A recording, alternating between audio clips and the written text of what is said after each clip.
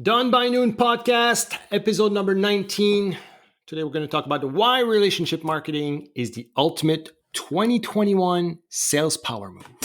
You're listening to the Done by Noon podcast, a podcast for entrepreneurs who want to achieve more by noon than others in a full day. Serial entrepreneur Dave Ruel and his co-host Chris Lopez share the strategies that will help you optimize your productivity, performance, and lifestyle so you can reach new heights in your business and life. So if you're ready to become the most efficient and effective entrepreneur you know, you're in the right place. Welcome to the show.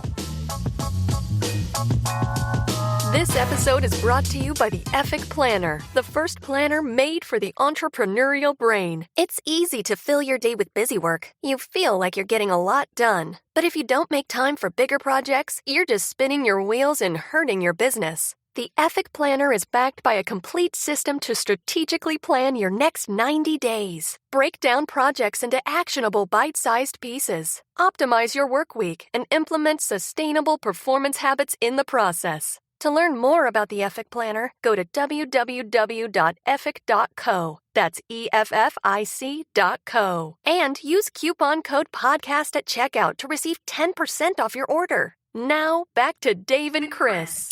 Chris, What's happening? what up, my man? So I'm in my office right now. This is the first podcast that we're doing in the office, and we have upgraded the internet. So I am very excited. You sound perfect, my friend. Oh yes, this is life. what I sound like, Dave. So I heard you purchase very expensive insurance in Costa Rica. No, I did not. I was very proactive, and in order to get back into the country, we had to purchase insurance, COVID insurance. So we did that. Luckily, Air Canada provides you with complimentary insurance, provided that you have universal health care with Canada, obviously. Love being Canadian, no Canada. But that was required for us to travel to Costa Rica. And Costa Rica had a few questions about our insurance. They weren't too sure if it was valid, so they tried to upsell me. But wait, there's more on their insurance, which was very uneconomical. But did you end up buying it, or did you have to buy it, or you didn't? You escaped without paying? Oh, no, I didn't have to buy it. I showed them. I thought you did. No. I showed them proof that it was a family plan. They were just unclear as to whether or not the entire family was covered. And I showed them that it was, in fact, a family plan, and that we're good. They saw you get out of the plane with the tribe, and it was like, oh, money. Like that meme of the guy, behind a post, like he's like rubbing his hands. Exactly, yeah. All like the money's dollar signs coming into their eyes as soon as we get off the plane. That's exactly how it was. So. Oh gosh. Yeah. Oh well, dude. I'm happy that you made it safely, and that your internet is great, dude. That's great. Yeah, Amazing. no, it's good to be back. The sun is shining. There's been a good combination of rain and blue skies. So it's been, the weather's been perfect. How's the bug situation? It's the same as always. I think I'm immune to it now. I mean, I got a couple of mosquito bites last night because we were out, we were on our, like we have like an outdoor living space. So we were there having dinner, but that was it. A couple of mosquito bites, nothing too major. Well, if it's just a bite, it's fine. Like, because I know over there you could easily lose a leg because one of these beasts will actually chop it off. Yeah. It's not the mosquitoes. I'm not too worried about. It's at nighttime. That's when the snakes come out. So you have to really be careful. But I'm not walking around in the jungle at night. So. Let's talk about a power move for 2021, my friend. And it's something that is relevant right now. It's timely because we're going to talk about relationship marketing, because I just hired back my first ever hire. The guy that I hired for my first full-time employee, Joey Vaillancourt, shout out to Joe Bro, that I hired full-time, started his own agency of helping entrepreneurs like us, build better relationships with other people, like meeting potential business partners or affiliates or even new customers. So it's all about relationship marketing. His new agency is called Partner Up. And I was lucky enough to be the first. So he's been working with Bioptimizers. So technically, I'm not the first, but he's been working with Bioptimizers for many years. And Nice. pretty much like he just coming back with this knowledge about, like, he was already good. He was managing my affiliate program back in the days. And then when I sold Bioptimizers, he stayed there. And he's been brainstorming about that concept for a while. And I'm just blown away by the amount of knowledge that he has, but also opened my eyes on, I think something that maybe probably you and I have done for a long time already, Mm-hmm. but which in my opinion is where it's at marketing wise, like the trend of relationship marketing, meaning establishing, long lasting relationships with partners, customers, affiliates, is extremely important in my opinion. What's going to be is the future of sustainable marketing in some ways. And I know you and I have been doing that for a long time, especially on the affiliate side. Yeah, I think this was always one of the major tools for mom and pop shops unknowingly, if we're talking brick and mortar, because when you have a local space, it's always about the relationships that you build with your customers and with your local vendors and everything.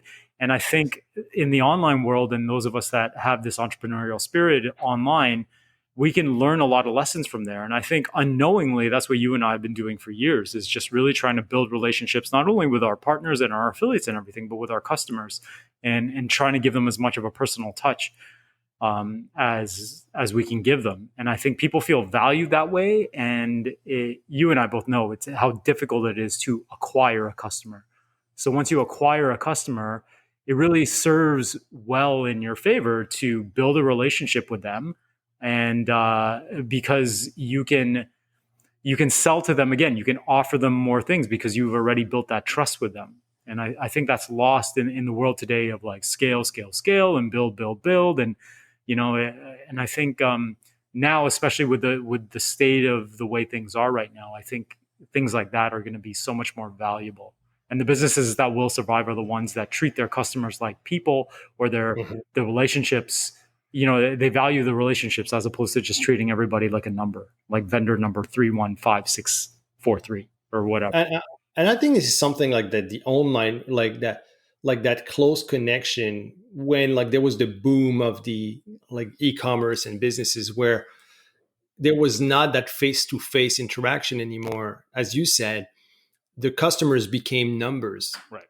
And now we're back to a model or to I think a phase of doing business where people want that one-on-one attention and are willing to pay even more in order to like have that customization, have that level of proximity with the vendors. And I think this is where a lot of big brands miss the mark now and become less and less attractive, is because they don't have that. They try to like being personable online, but in my opinion, like they fail. And it's for small businesses, it's a huge opportunity.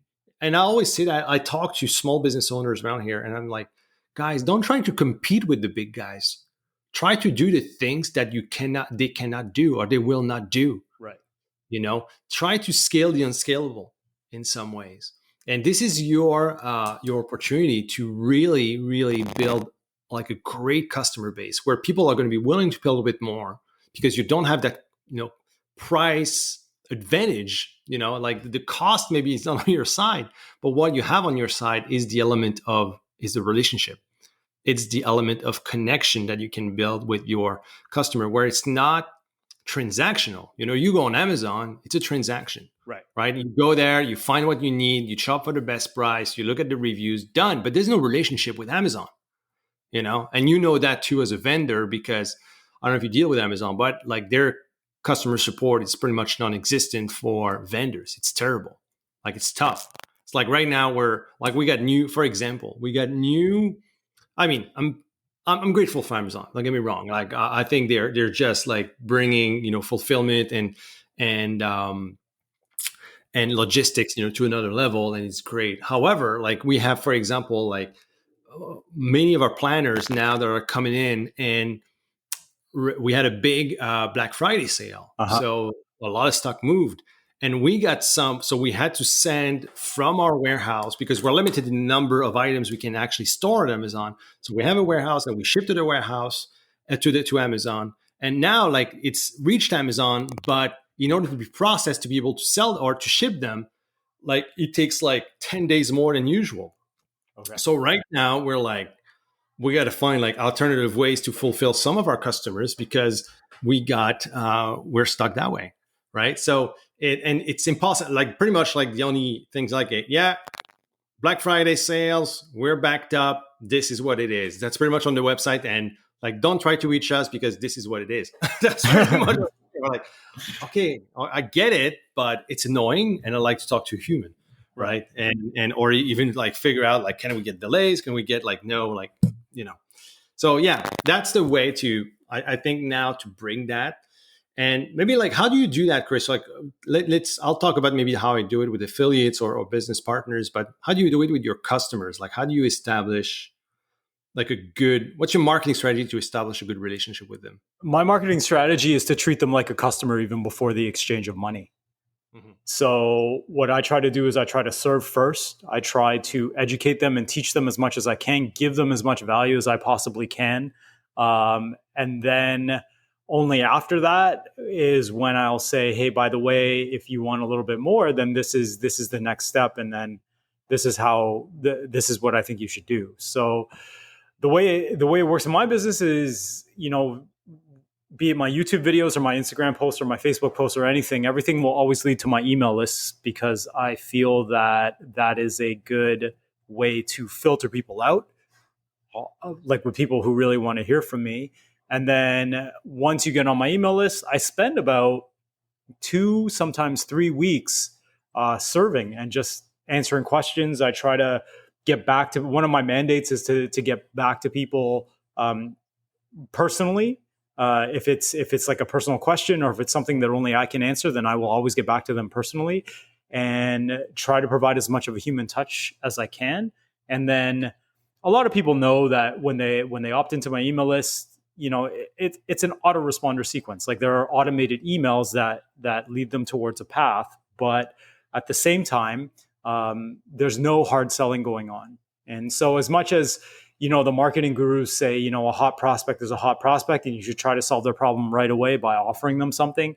And how people say, you want to extract, I hate the word extract, but old school was like, you want to extract every single dollar that you can. As fast as possible. Yeah, as fast as possible. So when I heard that, it didn't feel right to me. And that was so I just went with my instinct and I was like, you know what, I'm going to serve first and I'm going to build a relationship. And that's how I do it. So I do it through email. I do it through personal contact. You turned me on to Vidyard. So I actually film videos for people if they buy one of my bigger ticket items. Like I had a gentleman from the UK join my higher level membership site. And so I filmed him a personal video and welcomed him to the group and everything. And I do that for everybody that joins that particular aspect of my business. And that's how I create the personal touch, because I feel like that is what's lacking in business today. And that's how I really want to differentiate myself from everybody else. So I think we talked about Vidyard in the podcast before, but that's an app, that's an extension, Chrome extension that you can just plug and pretty much like easy, click on the button.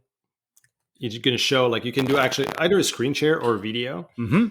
You record your video, then you hit stop, it generates a link, and then you can send the link to within an email and it puts a preview of the video as well in the email. It's super cool. So it takes literally like seconds to do.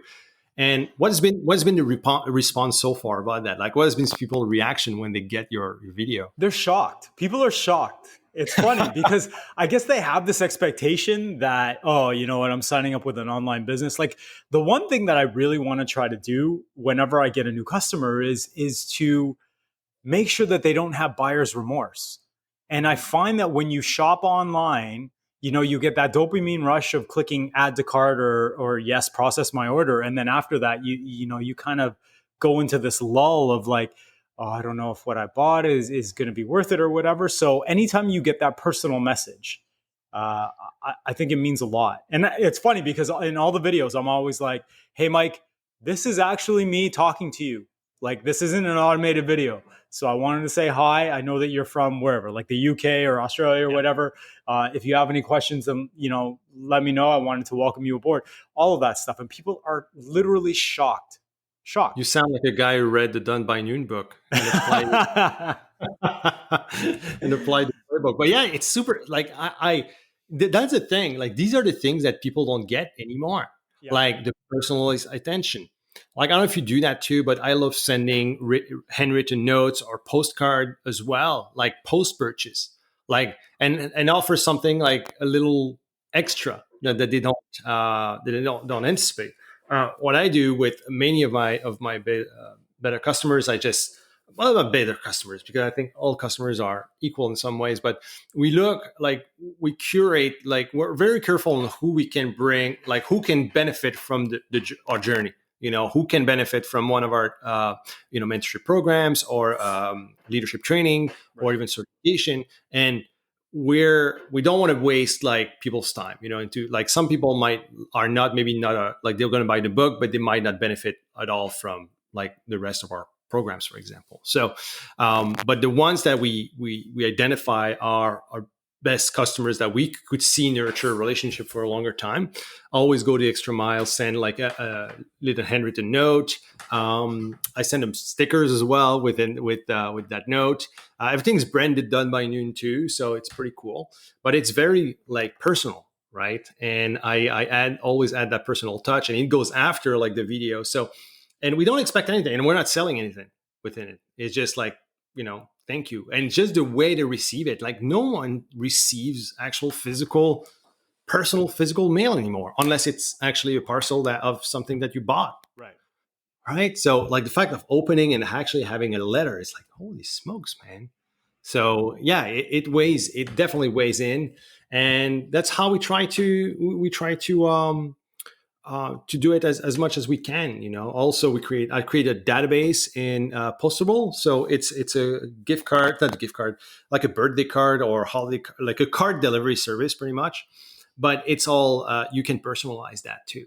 Yeah. So I get that person, I know when like their birthday, for example, I'm going to send them a card for their birthday. And it's just like a little touch point for sure, but reminds them that, hey, that's what they do. Right. And I try to be as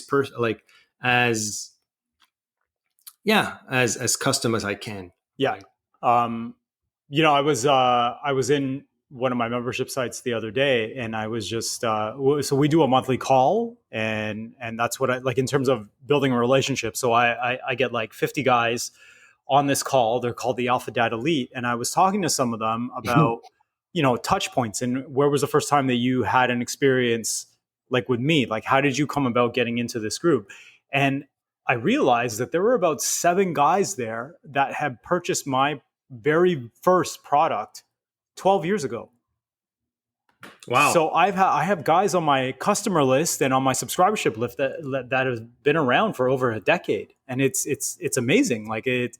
And so that's probably the biggest compliment to me when it comes to being in business and creating relationships and relationship marketing in and of itself. And so my best customers, if I have these guys that are, that have been with me for 12 years, I mean, that also is an indicator. It's a metric for a lot of business owners to determine what do these guys have in common and where are they and what can you do to find more people like that. So as much as relationship marketing is, it's essential for business, but it also gives you a really good metric into who your best customers are and why they're sticking around. And because that's what I really love about it is getting to know your customers, because you get to know, demographics is easy. Like you can say, okay, well, my avatar is like a 35-year-old male with 2 kids and lives in, an urban area or whatever. Right. But psychographics is where it's at. Yes. Understanding customer behavior, understanding like, why do they come to me? Like what's really resonating with them? Like what's the thing that they like that, or like, what are the values maybe that they have that makes them attracted to what I have. I guess, for us, obviously, like, family values are big. We always talk about family. We always talk about these things. So, I guess a lot of the people listening to the Done by Noon podcast resonate with that. We exchange values, Right. in some ways. But it's important to know that, these customers, these listeners, your audience, like, has these type of values, so you can better connect with them, right? You need to understand them from a psychographics, perspective. And I think when you pay attention to that, this is how you're going to win long term. Not just treating, your customer as an avatar, but mostly like as a human who has values, who has a set of, expectations or beliefs or way of operating that makes them unique, and then you see a common pattern within them. Well, I think you hit the nail on the head when you talked about like long term. I think this day and age, there's so much, there's a lot of instant gratification, and the speed at which you can make money on the internet is crazy these days. Like, you can get up and running for really cheap and start making money right away. But I think people lose sight of the point of business. Like, business is all about, playing the long game. It's about playing the infinite game, making people happy and serving and all of that. And so I find that it's the businesses that treat their customers like people and that really try to develop a relationship. Those are the ones that are going to be around in the next 10 years, in the next 5 years. I mean, what's the fail rate of a business these days? It's like, isn't it like 90% of businesses will fail within the first year or something? Or I don't know about I never pay attention to these statistics. I think they're super overrated. But honestly, the way that I see, like, we're coming back to a mom and pop type of business. Absolutely. Like, I'm not talking about the way of I would say, like, not basic mom and pop business, but the way, as you said, like, the way you treat your customers. Right. So we're back to that. And the more we can embody that, the better it is. I think it's going to be, that's what, building good processes for this is going to be like mandatory.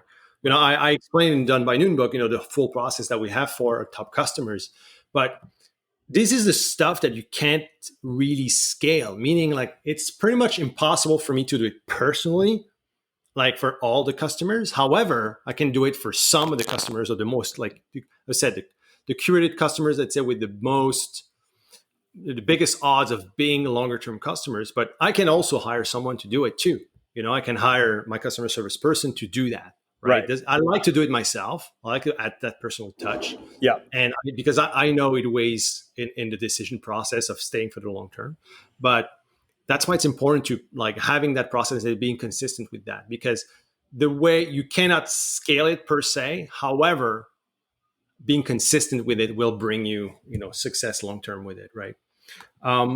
There's another aspect of it, and this is something that's more like close to me because I love affiliate marketing. I love working with different promotional partners, and that's something that I've done when I started the Muscle Cook, for example. This was like the keystone of my marketing strategy, was to build these relationships and promotional partners. And I love now building these strong relationships with people. And I love, like, having, for example, podcasting is a great way to do so. So Joey right now, what he's doing as part of his relationship marketing strategy is that he is outreaching to different, podcasts to have me as a guest on their podcast. So to bring awareness to the Done by Noon book, provide value to their customer base. And also, that's what I like to do. I just love talking and being talking about what I do. So it's a perfect way to do it. However, we do it from, like, we don't approach it from a transactional standpoint. We approach it from a value standpoint, and we provide, like, value in a way where we build the relationship first. So, every single person, like, that Joey curates, for example, and send my way, and I can start building the relationship. We always make sure, like, we send them a care package with the book, the planner, and they understand, like, what we do. And then we exchange, like, we usually get on the phone, we talk, and, we're like, hey, can you they can either come as a guest on our podcast, or I can be a guest on their podcast. And we started establishing the relationship that way. But we're not looking at from it as a transactional thing. I'm looking at it from, a vibe perspective. So I'm going to talk to that person. I'm going to be like, do I like that person? Yes or Right. no? Right. As It's so simple much as better that. when this type of thing is developed organically, right? So Joey provides you with the introduction, but at the same time, you're not going to force the issue of, let me be on your podcast. Let me be on your No, become yeah. but because a lot of people are want to have like podcast guests, Yeah. and example, like last week, 2 weeks ago, you got me connected with Carrie Jack. So actually, Happy Hustle podcast, listen to it, it's great. And I was like, yeah, we're in the same, like, we speak the same language, and we had a little chat, and we realized that we love hunting and we love the outdoors, and we share the same values, and we're like, and we started building that relationship. And honestly, like, we're not like, hey, promote. It's just, I like that guy. Right. I think cool dude. I love his content. We share the same values. Yeah. This is someone that no matter what happens, I feel like I can build a relationship with him. I can have, wherever it leads, I have no expectations. And I think that's the thing. The strategy is to actually have a strategy of not having any expectations about these things. Like, listen to what you feel is right. It's just like you said, it's like we said with the psychographics, it's like, do we share the same values? Do we have these things in common? Do I like that person? Do I feel like that person is cool? Yeah. That's how it goes. By the way, Kerry is going to be on our podcast. He's going to talk about biohacking. He has a cool framework called the 10 alignments. We're going to talk about that. But see, like, this is someone that I can see having as a regular guest, or someone that I can exchange with. Right. And that's the way I approach it. And Joey brings like a curation. I didn't know he existed. I had no idea this guy existed a few weeks ago. And it was like, no, but seriously, I'm like, that's awesome. This is where I'm like, you can engineer a relationship, or you can have the strategy of doing relationship marketing, but the act of building the relationship should not be tactical. You know what I mean? Yeah. Like, yes, there's a strategy over time, but honestly, I want to build it, to a point where that strategy is just like, because he's a good friend. That's how pretty much like how you and I got hooked up too. In the fitness world, it's like, hey, we're in the same world, and became friends, but realized that, hey, we share the same values, and I like this guy. Yep. Let's keep the relationship moving forward, and we do business together. Right. So, and that's the way I want to approach it too. And I think there's a way to do that, on a larger scale. That's an approach that I value a lot. So obviously, yes, it takes a lot of time, or it's easier for me because I'm more of an extrovert, and I can talk and I can build that, but I love it. I think it's such a good strategy, like, compared to the fucking outreach strategy that you see everywhere now, where people just like, it's pretty much like business dick pics everywhere. That it is. I mean, it feels like it, man. You're on LinkedIn. Are you on LinkedIn? I'm starting to dabble into, like, I have a LinkedIn profile, but I'm starting to dabble a little bit in it just to discover it a little bit more. But no, I haven't really scoured LinkedIn for anything, so I have no idea what it's about. But I mean, Instagram's the same way, though. I mean, that's all it is. Look at me. Hey, look at me. Look what I'm doing. And it doesn't. But the outreach now is that you actually get like connection request, and once you accept the connection request, it's pretty much like they just barf you what their business is all about, and try to sell you on something or get you somewhere with a link. And honestly, like, I get it. It's a tactic. However, I think it's just a bad strategy for the long term, because now pretty much I expect it. So every time I know, like, when I get a connection request, that's what it's going to be. Yeah. I know it's going to be like, and I call that a business dick pic, because it's like, fuck, like, they just show you everything they got without like you even asking for it. They're just like, yeah, this is what I got. And it's like almost like a desperate move. And I mean, it must work on volume, but I have no interest into building like a strong relationship with someone who sends me, would you marry someone that sends you a dick pic? No, of course not.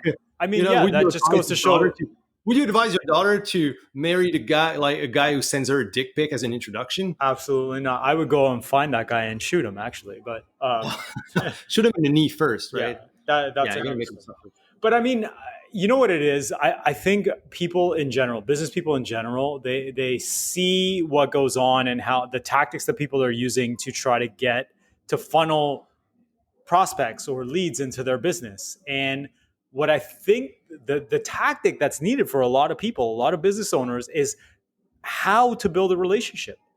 Like, how do you do it? And you have to understand that it is the long game. It's not these simple, like what you said, like barf on them, give them all the information and sell them, and try to see what that never works. It's just like cold calling. Like, find somebody that has find a common friend, make an introduction, start a relationship that way. That is the best way to do it. But the problem is that it takes work and a lot of people don't want to do it. Yeah, that's why I hired Joey back. I was so stoked though when he told me, like, yeah, I'm in, because that's my view of marketing, and I needed that, because like I just don't have the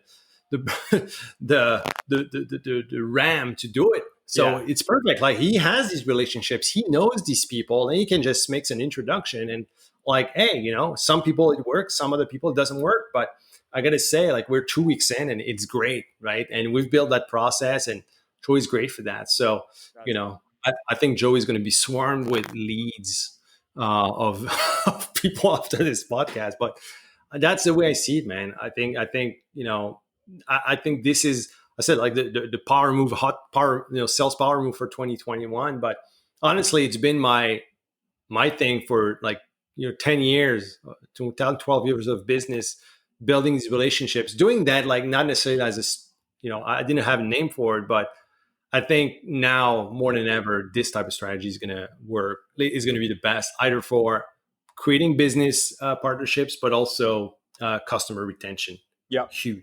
For sure. All right, my man. So, if you don't have a relationship marketing strategy in place, I advise you to look into it, because it's something that's never going to get out of style, and it's something that's going to give your business an edge that most people don't, right? And honestly, if you're playing long term, if you understand that it's not the amount of the customer, it's not the quantity of customers, but the quality of them, and also the frequency in which they could, the longevity.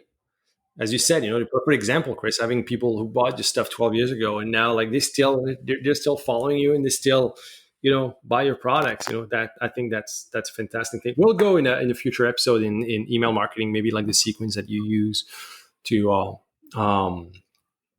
build that relationship with them. Sure. But it's long term. I think the most important thing that people need to realize is that you have to don't approach it with that short-term instant gratification mindset. If you're in business, you want to play the infinite game, you want to play the long game, look at the long term and treat people the way you would want to be treated.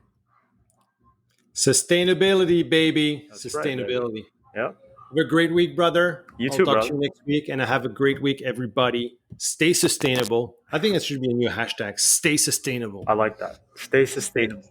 Stay sustainable, and have a great week. Take care, buddy. See you, man. You have just listened to the Done by Noon podcast. If you are interested in hearing more, do not hesitate to subscribe to our channel. Click on the 5 stars or check out our free tools and trainings at donebynoonpodcast.com. Thanks again for listening, and stay awesome. We'll see you next time.